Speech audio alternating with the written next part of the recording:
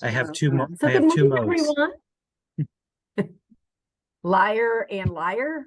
Well, I was gonna say manic, depressive, and troll, but sure. Oh, okay. I was thinking like liar and liar and pants on fire. I Okay, so recently built a workshop that was called like basically Liar Liar Pants on Fire. And it was about fabulous fiction and just like because you exaggerate the truth in fabulous fiction. And it was Hmm. just really fun because I got to put a lot of pictures in there with pants on fire. that should be the title of your memoir, Adrian. But that's fun. You don't really think of that when you think of like fiction writer authors as being liars, really. I mean, they're making it all up.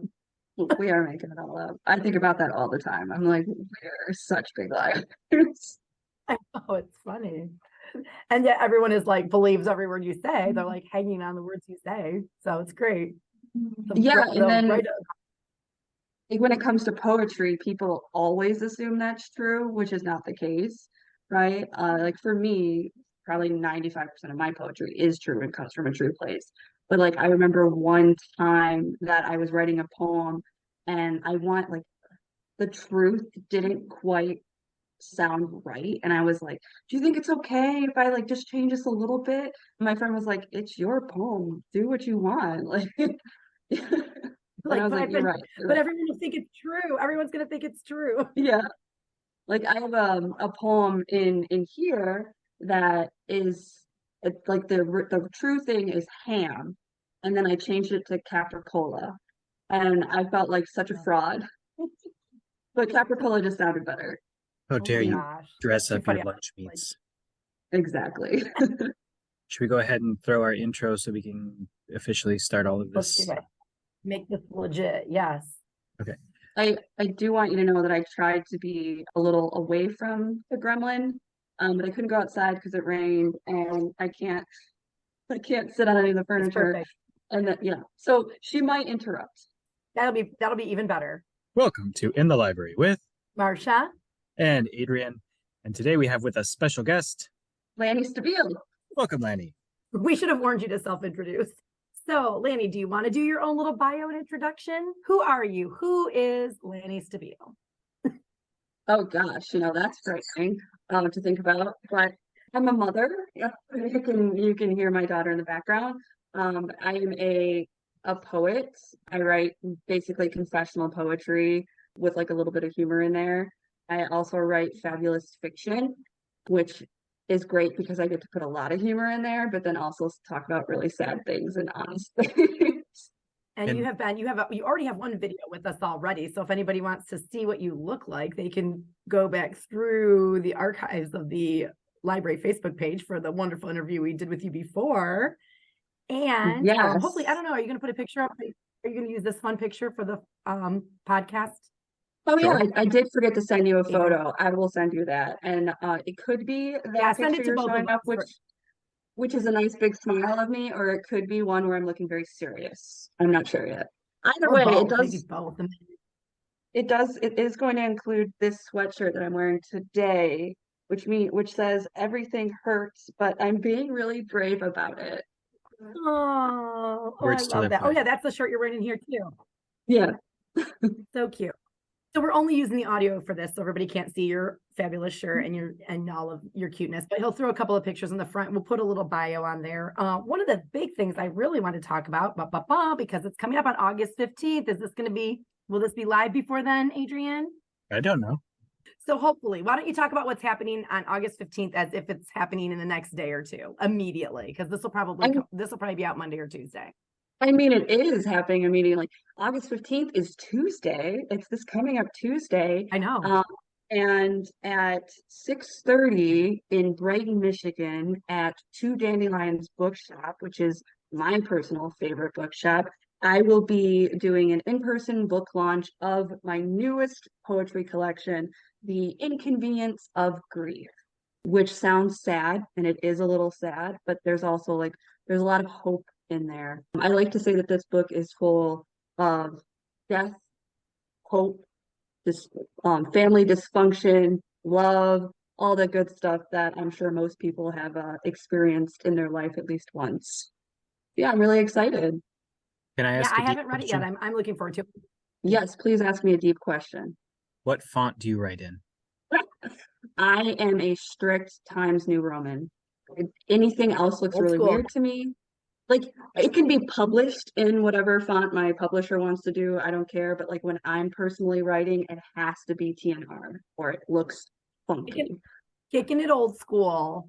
As Yeah. long as you didn't say Comic Sans, isn't that the one everyone in the world hates? Comic Sans. It looks like you're having too much fun. Comic Sans. Or like wingdings. Like what if I wrote wingdings? I'm just a chaotic Translated. mess. I love it. That's a perfect question for an author. That's very fun. Adrian always asks the real serious questions. Yeah, I feel seen.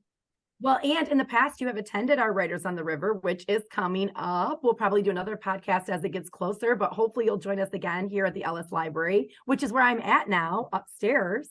So you have been Yes. to my new location, and you did the author showcase at Bedford during the garden club last year. So you've done a lot of awesome things with the library. So we are excited to always have you and always have you back.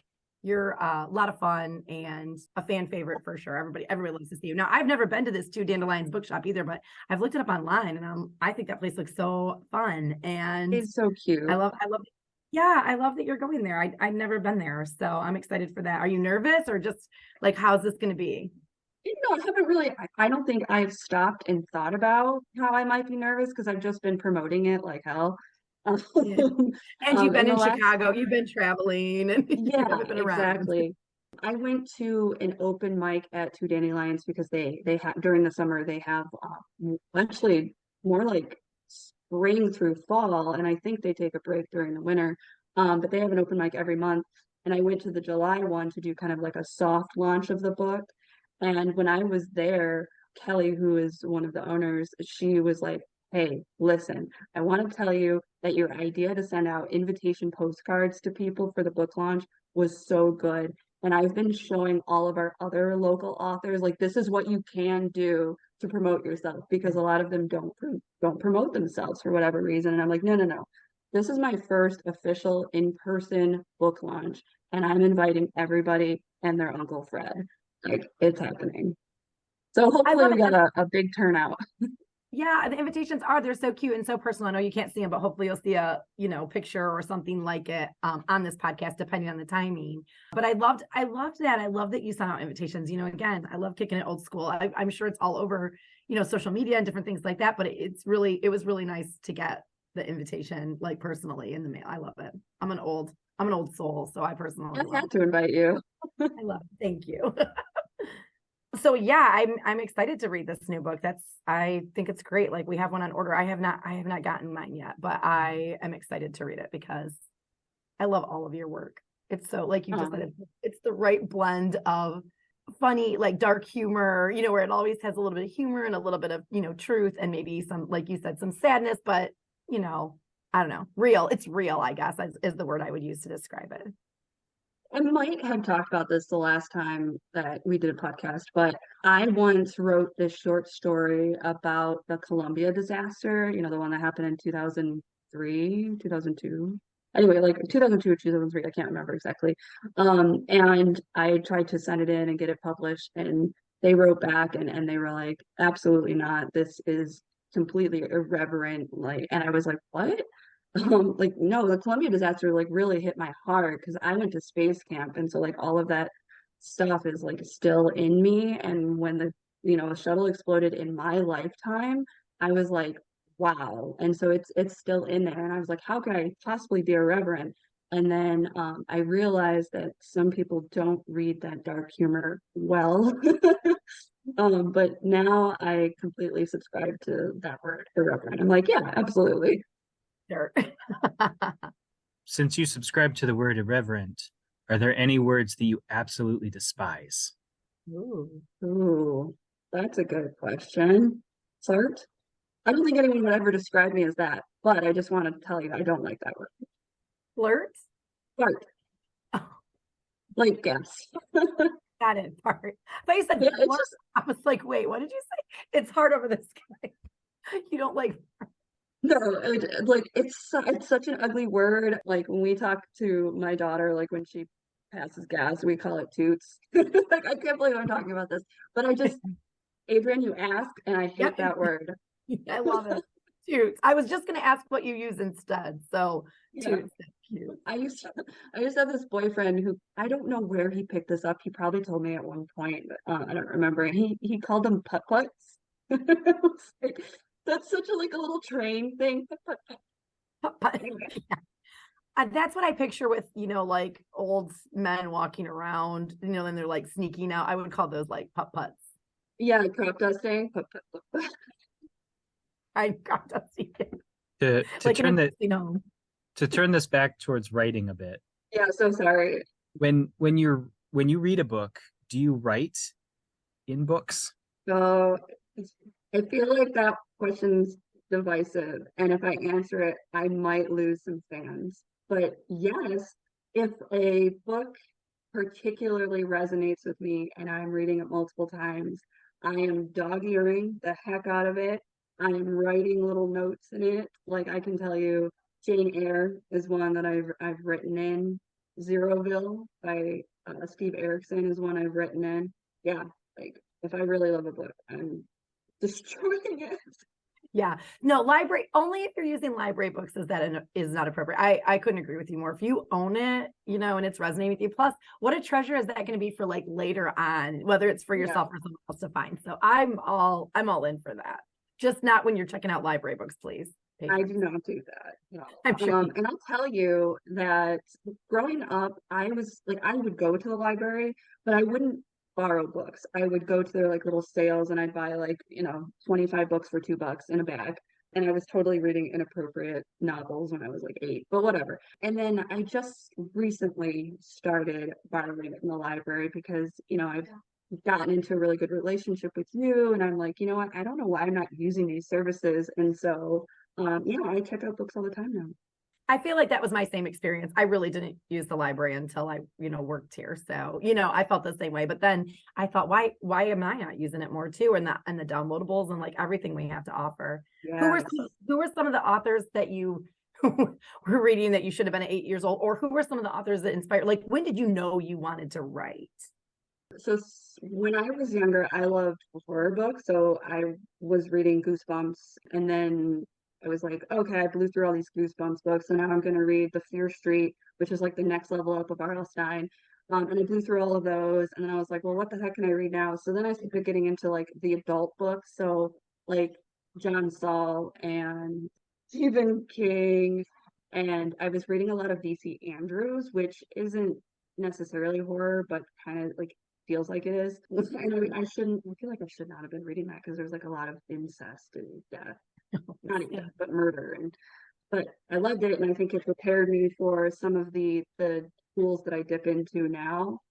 And who has inspired me to write, right? So definitely R.L. Stine, V.C. Andrews. I think that they gave me that leg up. Welcome back. Sorry, Doug. My network was just like, bye. I don't know what happened. We assumed you lost power again just long enough to lose everything in your fridge, and then power again tomorrow. Yeah, I'm like, seriously, if it goes out one more time, I'm just gonna drive. Love technology. You also work from home, right? So do you get grief from your network then, or not necessarily? Sometimes.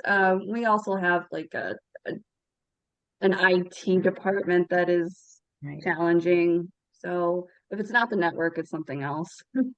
Sure. So, Well, yeah, well, welcome back. Welcome back. You were just talking about some of the authors that inspired you, or when you first knew that you wanted to write, or the first thing you ever wrote. I know I was talking about Chris Van Allsburg. How far did I get with that? Okay, at least I was talking about Chris Van Allsburg. Okay, so he had this book called, I believe it's called The Chronicles of Harris Burdick or something along those lines. And in third grade, our teacher gave us a picture because in the book there's a bunch of illustrations, and the point was to look at the picture and write a story about it. And the picture that was this old man, a wooden chair up, and you can see his rug. There's a bump, like a really big bump underneath, and so he's like afraid of what's gonna attack him, right? So I wrote a story about that. I don't remember what the story was, to be completely honest with you, but I remember being like that's a core memory for me for writing. And then also in third grade, like I learned about the web, like the idea web. So you start with a central idea and then you break it apart and then you break it apart again. And I think like really my fiction writing came from third grade.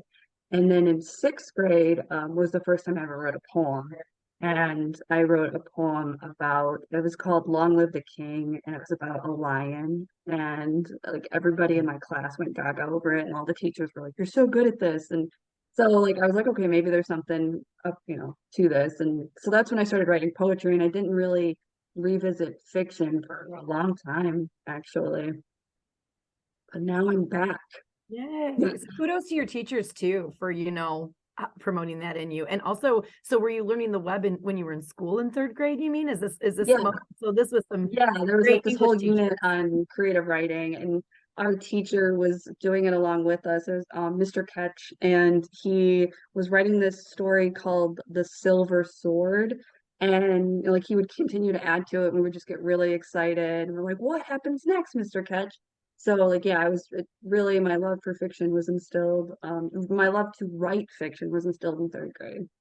That's amazing. What a great story is that? What are your thoughts on the Oxford comma? I am a fan of the Oxford comma. If there is a series of things, the second to last item better have a comma. Because otherwise things get weird, right? Like that's not an Oxford comma, but comma is like I think about like let's eat grandma and like I can't think of a good example, but like when your news headings I think of when things can get really weird. Mm. God, I wish I could have an example. But yes, I am a I'm with proponent you. of the Oxford comma. I'm with you. If it gives me pause to question what I'm reading, then, I feel like that's the issue. So But yes, wait, I'm with you. wait. What happened to the prime minister and his mistress and a serial killer? What? But he's all the same. He's all those things. Right. Oh no, comma. Yeah, comma. I'm in the U.S. I know. I like when you said prime minister. I thought this is great. So, if there's a genie and the genie Yes. gives you the following option, you can either have eternal happiness for the rest of your life, or you can finish your darling pet project book perfectly. Which one do you choose? I don't think I have a darling, so I don't know if I can answer that. Usually, here's the thing: is that if it comes to short fiction and it comes to poetry, I'm finishing the project. I've never had an unfinished project. However, I have started and stopped multiple novels, but I do not feel attached to any of them in particular. So I don't have a darling. So, and then also like who says the genie knows what makes me happy? So I don't know if I could choose that option either. So I guess I'm gonna go with the darling, and then when I find a darling, finish it perfectly. Wait, does that ensure representation and like publication? Or I just finish it perfectly. It doesn't give me motivation to like reach out to an agent. It's your genie. What would make me happy is if I could get a chicken shawarma sandwich whenever I want it. And Perfect. then like genie, snap, snap. Who needs eternal happiness when there's chicken shawarma available? I mean, it's synonymous, isn't it? Really? Yeah. Well, is there anything that you would like our listeners to know about you, or anything you'd like to share? Wow, put me on the spot for sure, Marsha. I would like our listeners to know that I really appreciate Adrian's weird questions. They are the It, best. They're everyone's favorite part of it. it really breaks it up. My mom's favorite part of this podcast is like, oh, that Adrian, he's so funny. And I was like, well, thanks, Mom. I'm on there too. Thanks.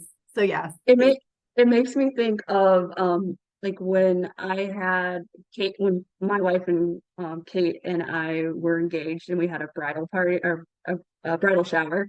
We were really nervous about like opening all the presents in front of everyone because like there's so much attention on you. But my friends who threw the party broke it up, and so periodically they would have like a gag gift. And there were seven gag gifts, and one of each of the Horcruxes from Harry Potter. And so like periodically we would go from a toaster to a snake or like, That's I so don't know, a fun. slow cooker to a naked Barbie doll, well, not naked, but like half naked Barbie doll with real thick glasses because it was supposed to be Harry Potter. Those are so, And then that's he so just had like fun. pants on. That's what like doing a podcast with Adrian is like. Yeah. So it like really took the pressure off. You're like, I'm promoting my book launch and talking about the Oxford comma. I mean, what it's got it all. Yeah, exactly. Do you want me to read anything? Yes, I don't please. have anything prepared, but I feel like that's That's the story of essential. our podcast. Yeah, let's give us a teaser. We never have anything prepared. Hmm. Let me guess. Well, let me ask, not guess. Do you want to hear a dad joke, or do you want to hear something a little more devastating? I'm a huge That's up fan of to dad you. jokes. You're okay. So let me find a dad joke because I realized that I don't write a lot about my dad. He died when I was 3 years old, so I didn't have much of a relationship with him. But then I was like, that doesn't mean that I can't write about him and write about the relationship that I wish I had with him. So I decided that um, I was going to do a series of poems. And then for whatever reason, I decided that I would do them in dad jokes and use golden shovels, which is where you take a sentence and like the each word of that sentence, your like a line of the poem ends with that word. So, for example, I'm pretty sure this was the very first one that I wrote, and it's called When My Father Died. And the dad joke is, or maybe I should say the dad joke after. When my father died, 3 years is too young to ask, what's wrong with daddy? His hair was brown like graveside, eyes dark like closed casket, and the Pepsi he held spilled brown and sticky on the tile when it fell from his slack hand. A final memory, something to stick. So the dad joke here, if you didn't catch it, is what's brown and sticky? A stick. So like as That's hard great. as those poems were to write, they were also kind of fun because I got to like have a secret little joke in there. I love that. That's so fun and like lightens it. You're like, oh, and then at the end, you're like, that's great. Yeah, exactly. So there are those are kind of peppered in. And then there's also a series of, and I'm particularly proud of this. There's a series of poems about my mother's death and like certain holidays after she's gone. So it's like the the first Christmas without her, the first Thanksgiving without her, the first Easter without her, the first birthday without her. And it's just like how I coped. And I just I like seeing the progression. And the progression in the book, it starts with like the oldest holiday and moves forward to like the first month without her, the first day without her. And I think like the actual the last poem in here, yeah, it's the first day without her. So you see that progression coming backwards at you. And then there's like just some other peppered poems about my family, like my brother, and yeah, I'm really proud of this, and it definitely I would say it's a continuation from Strange Furniture, if you ever read Strange Furniture, which was the chapbook that won outright a few years ago. And that was a little more angry, like when I was angry with my mom. And this is more understanding. I'm like, okay, I kind of understand where you were coming from and why you made the decisions that you did. And I could still be mad at you, but I also miss you and I love you. That's what this book is about. All of the feels, all of the All emotions. the feels. And we just talked about that yesterday, actually. A friend of mine just lost her husband, and then their daughter lost her father. And we were just talking about how the first, like they had their first Father's Day, their first, and how when you just said that, I thought that, I mean, life goes on and time goes on, and you eventually have, accumulate more than just the first, but it is definitely jarring, those first, so I like that you did Yeah. a reverse chronologically too and count your way back. That's kind of cool Yeah. too, because it's like reverse progression, right? Where your coping is changing and stuff too. Yeah. And like so her birthday was January 27th, and then her death date was February 17th. So what I've decided to do is on February 17th. So I'm not like thinking about, okay, it's been 2 years, it's been 3 years, like what was I doing on that day? I was standing in a snowdrift and it was like 17 degrees out and I was freezing and I was staring through a window watching her die, right? Like I don't want to think about that. So instead what I've come to do in these anniversaries is I watch a movie that reminds me of her, like Death Becomes Her or She Devil or like maybe a CSI episode or something. And I try to make a food that reminds me of her. Like I made pot stickers one year. And then last year I made this like Italian chicken that I remember her making.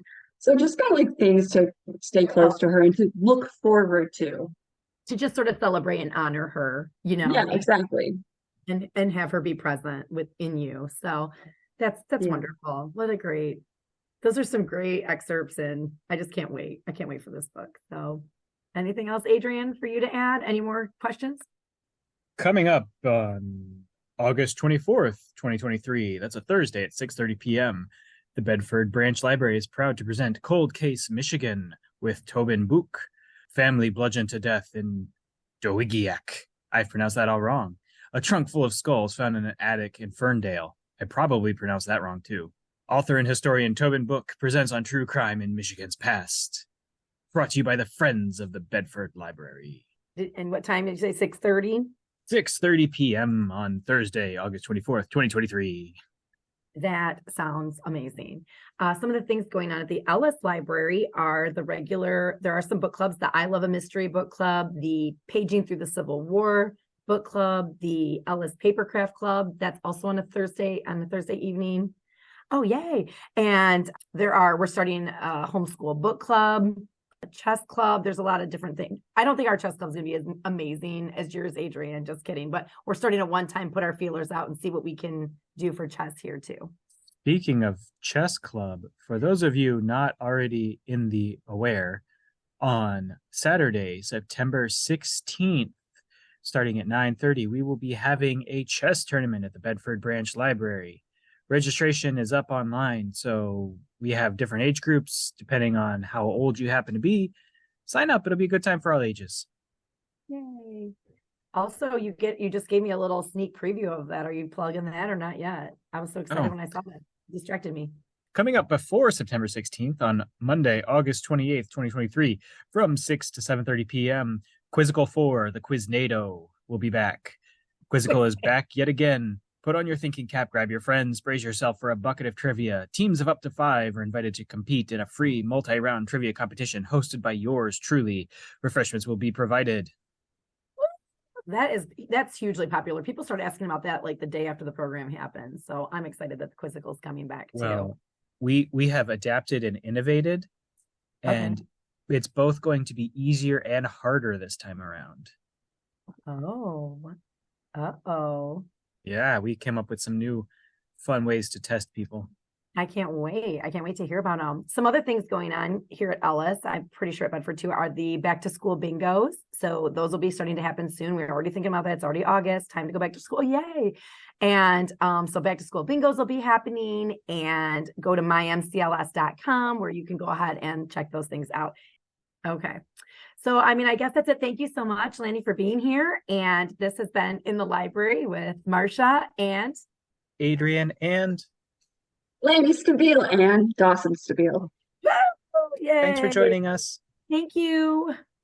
Thank you. I had so much fun.